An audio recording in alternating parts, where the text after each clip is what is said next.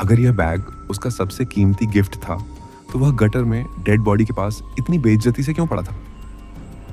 Mine को लगता है कि आरा की कहानी कुछ ज्यादा ही परफेक्ट लग रही है, जैसे उसमें कुछ छुपाया जा रहा हो। इसके बाद माइन मर्डर्ड हाउस की सीसीटीवी फुटेज देखने लगता है, लेकिन फुटेज को देखकर उसके होश उड़ जाते हैं, क्योंकि जब आरा लाश के पास अकेली होती है तो वह रोने के बजाय उस डेड बॉडी पर थूक देती है।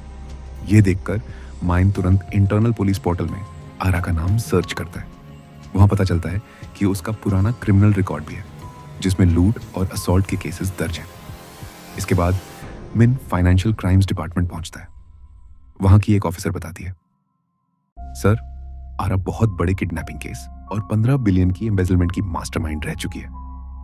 उसने सारा किम से अपने पैसे वापस मांगे थे, लेकिन सारा ने देने से साफ मना कर दिया था। अब मेन समझ जाता है कि दोनों की दोस्ती असली नहीं थी, बल्कि सिर्फ एक दिखावा थी। माइन के दिमाग में साफ हो जाता है कि सारा किम की मौत कोई एक्सीडेंट नहीं थी, यह लालच और पैसों के खेल का नतीजा था। इसी बीच कहानी में फ्लैशबैक दिखाया जाता है।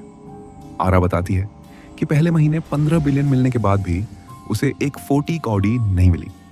तब उसे शक हुआ, इसलिए वह उसी बैग को लेकर उसी स्टोर में पहुंची जो सारा ने उसे दिया था। स्टोर के मैनेजर ने बैग को देखते ही कहा, मैडम, यह बैग नकली है। असली लग्जरी चीजों में हमेशा कोई ना कोई छोटी सी कमी होती है, लेकिन यह बैग इतना ज्यादा परफेक्ट था कि साफ पता चल रहा था कि यह फेक है।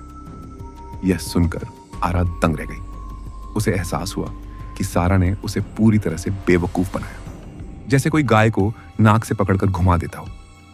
अब लालच के दौरान मिन को एक और चौंकाने वाली बात पता चलती है।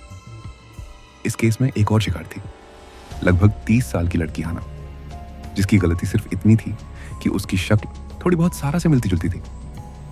आरा ने उसे इतना बेरहमी से पीटा कि वह हमेशा के लिए अपाहिज हो गई। जब मिन उस लड़की से मिलने अस्पताल पहुंचता है तो वह फूट फूट कर रोने लगती है। मिन उसे दिलासा देते हुए अपना हैंडकर्चिफ देता है और कहता है, तुम चिंता मत करो, मैं सब ठीक कर दूंगा। लेकिन तभी मिन की नजर एक अजीब बात पर जाती है। वो लड़की अपने बाएं पैर के बजाय अपने दर्द वाले सीधे पैर पर जोर देकर झुक रही थी।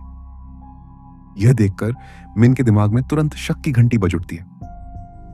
मिन वापस ऑफिस लौटता है और रिकॉर्ड्स चेक करता है, लेकिन वहां उसे एक और बड़ा झटका लगता है।